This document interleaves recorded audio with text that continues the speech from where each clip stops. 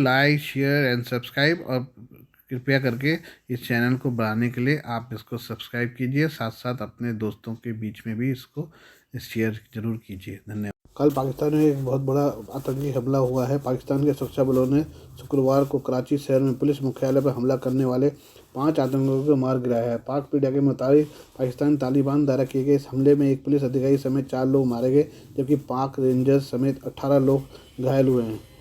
अधिकारियों के मुताबिक आतंकवादियों ने शुक्रवार शाम 7:10 बजे हमला किया और रात लगभग 10:46 बजे तक 5 मंजिला इमारत को खाली करा लिया गया। कराची पुलिस कार्यालय केपीओ पर हमले के बाद पाक रेंजर्स और पुलिस टीमों ने आतंकवादियों के खिलाफ संयुक्त अभियान चलाया। पाक रेंजर्स के प्रवक्ता ने कहा कि आतंकी हमले के बाद अर्धसैनिक बलों के त्वरित प्रतिक्रिया बल क्यूआरएफ ने केपीओ भवन को घेर लिया और अपनी स्थिति संभाल ली। केपीओ को आतंकियों से मुक्त कराने के लिए रेंजर्स और पुलिस ने मिलकर ऑपरेशन को अंजाम दिया। पुलिस अधिकारियों ने कहा कि कई घंटों से चली कार्रवाई के बाद पुलिस के 5 मंजिला कार्यालय को खाली करा लिया गया है। पाकिस्तान के रक्षा मंत्री ख्वाजा आसिफ ने इस हमले की कड़ी आलोचना की है। उन्होंने कहा कि इसके लिए निंदा पर्याप्त नहीं है, आतंकवादियों के खिलाफ कड़ी कार्रवाई की जानी चाहिए। इससे पहले सिंध प्रांत के मुख्यमंत्री मुराद अली शाह ने संबंधित डीआईजी को अपने क्षेत्र में पुलिस को कर्मियों को भेजने का निर्देश दिया था। मुराद अली शाह ने कहा, मैं चाहता हूं कि अतिरिक्त डीआईजी के कार्यालय पर हमले के अपराधियों को गिरफ्तार किया जाए। पुलिस प्रमुख के कार्यालय पर हमला किसी भी कीमत पर स्वीकार नहीं था। मुख्यमंत्री ने संबंधित अधिकारी से एक रिपोर्ट भी मांगी और कहा कि व्यक्तिगत रूप से स्थिति को निगरानी कर रहे हैं। टीटीपी ने ली है इसकी जिम्मेदारी। तहरीक तालिबान पाकिस्तान ने हमले की जिम्मेदारी ली है। मीडिया रिपोर्ट के मुताबिक पेशावर मस्जिद हत्या आत्मघाती हमले की तरह इस बार भी हमलावर पुलिस की वर्दी पहनकर कार्यालय में दाखिल हुए। बता दें कि बीते महीने भी टीटीपी ने पेशावर की पुलिस लाइन स्थित मस्जिद में फिदायीन हमला कर करीब 100 लोगों की जान ले ली थी। आतंकी की मोड़बंदी किस प्रकार से थी, अब ये भी जान लीजिए। पुलिस की वर्दी में घुसे थे आतंकी। पुलिस की वर्दी में 2 आतंकी मुख्य द्वार से घुसे, जबकि बाकी के पीछे से आए। 5 मंजिलों वाले मुख्यालय भवन में घुसते ही आतंकियों ने ग्रेनेड फेंककर कई धमाके किए।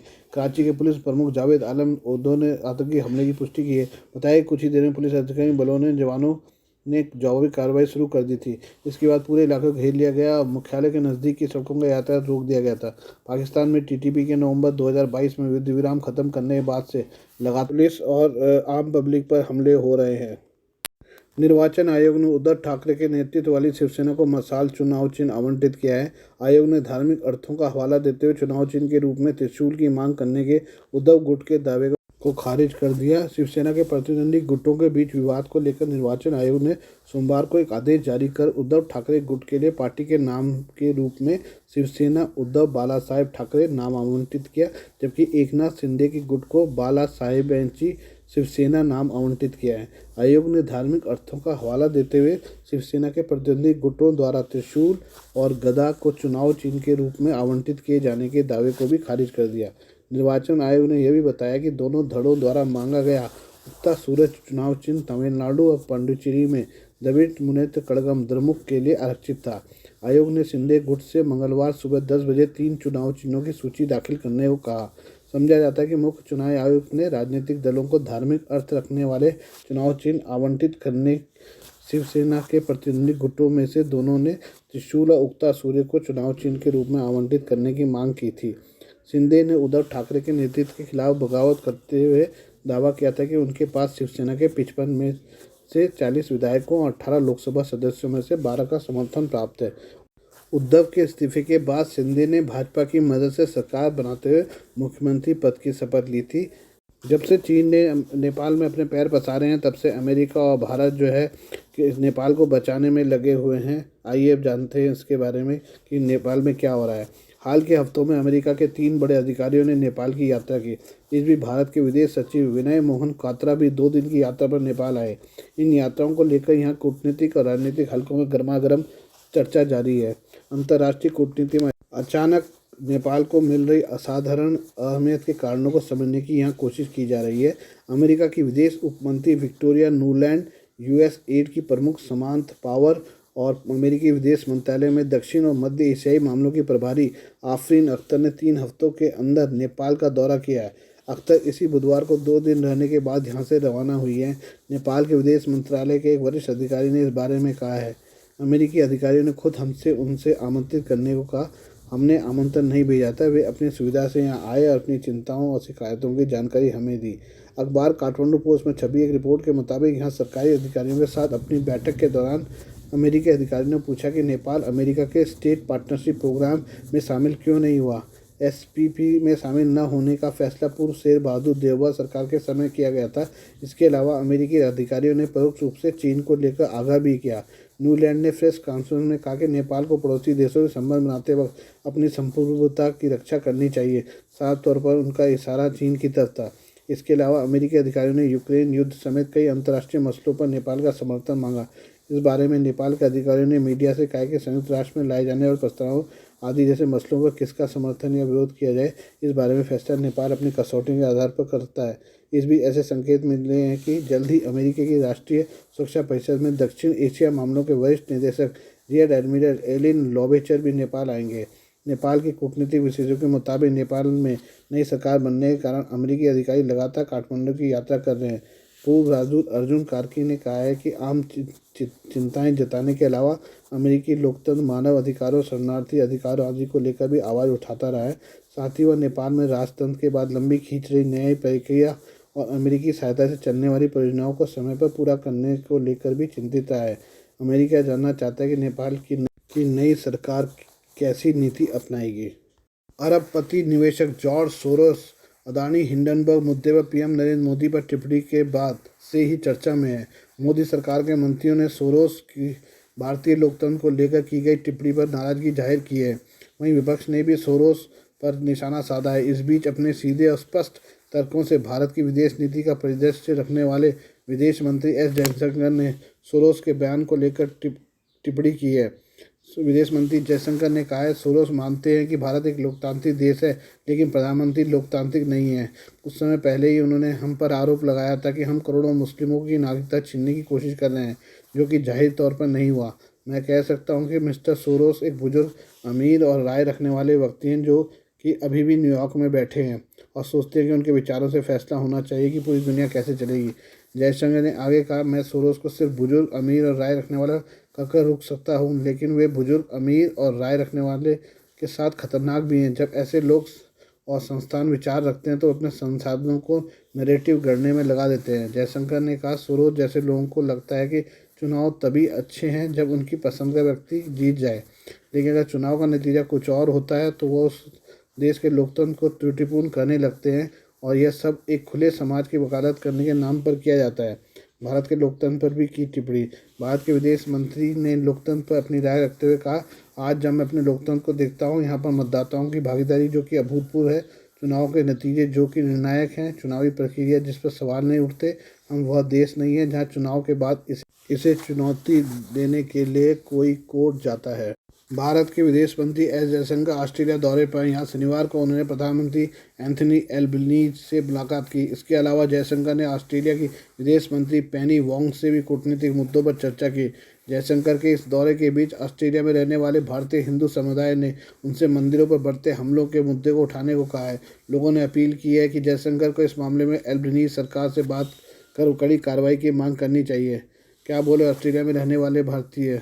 ऑस्ट्रेलिया के सिडनी में खालिस्तान समर्थकों के बढ़ते हमलों के बीच भारतीयों ने इस घटनाओं की निंदा की है। एक भारतीय ने कहा, हम उम्मीद करते हैं कि सरकार इसके खिलाफ सख्त कार्रवाई करेगी। हम हिंदू हैं और हमारी संस्कृति में हिंदुत्व एक जीने का तरीका है। हम सभी धर्मों का सम्मान करते हैं।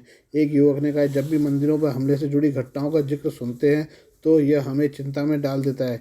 एक हिंदू या ईसाई या मुस्लिम होकर भी हम एक हैं और एक दूसरे का समर्थन करते हैं। सरकार को इसका ख्याल रखना चाहिए और उन लोगों के खिलाफ सख्त कार्रवाई करनी चाहिए जो किसी एक समुदाय को निशाना बनाकर समस्याएं खड़ी कर रहे हैं। एक और व्यक्ति ने कहा कि ऑस्ट्रेलिया में जो कुछ भी हमारे समुदाय के खिलाफ हो रहा है वह चिंता की बात है। यहाँ की सरकार कहती है कि वो बहुत संस्कृति पर विश्वास करती है, लेकिन उसे शरारती तत्वों पर कार्रवाई करनी चाहिए और हमारे मंदिरों की सुरक्षा के प्रति समर्थन दिखाना चाहिए।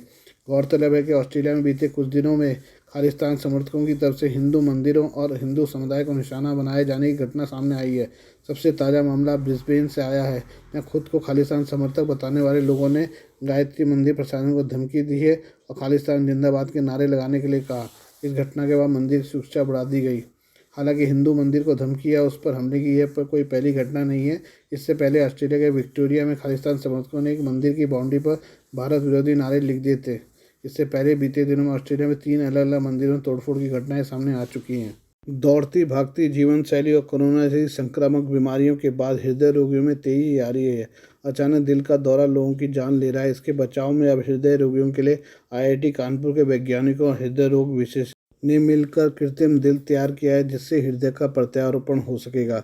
KGMU के 118वें स्थापना दिवस के अवसर पर IIT कानपुर के निदेशक प्रोफेसर अभय करिंदकर ने बताया कि 2023 में ट्रायल होने के बाद संभवतः आने वाले 2 वर्षों में कृत्रिम हृदय का प्रत्यारोपण इंसानों में किया जा सकेगा।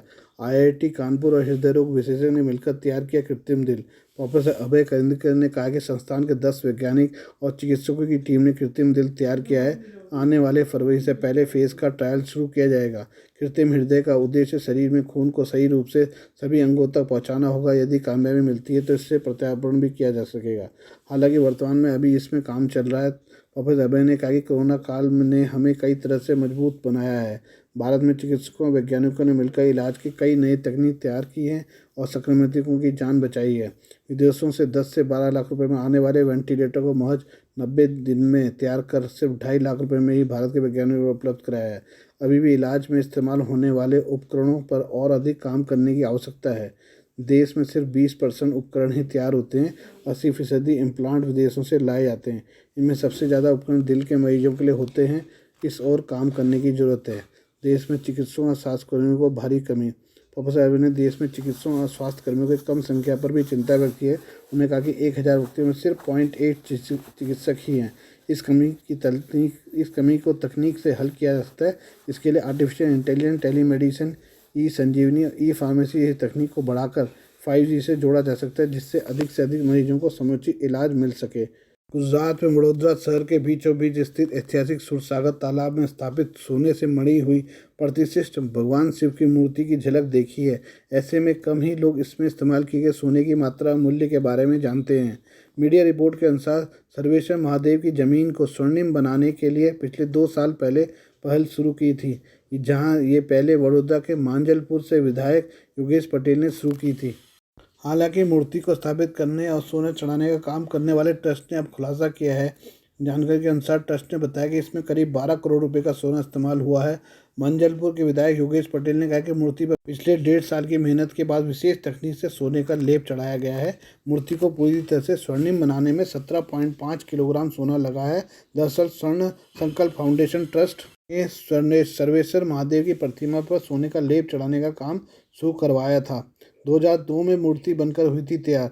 बता दें कि सत्यम शिवम सुंदरम समिति ने साल 1996 में 111 फुट ऊंची प्रतिमा पर काम शुरू किया था, जहां यह 2002 में बनकर तैयार हुई थी। इस मूर्ति को लोगों को समर्पित किए जाने के 15 साल बाद इसे सोने पर चढ़ाने का फैसला किया गया था। स्वर्ण संकल्प फाउंडेशन ने संगठन के मामलों की कमान संभाली। विधायक पटेल ने कहा कि सोना चढ़ाना एक मुश्किल काम था। उन्होंने कहा कि मचान खड़ा करना अपने आप में एक चुनौती थी, क्योंकि बहुत ऊंची थी और तालाब के बीच में स्थित थी। ऊंचाई पर चल रही हवाओं ने मजदूरों के लिए समस्या खड़ी कर दी थी।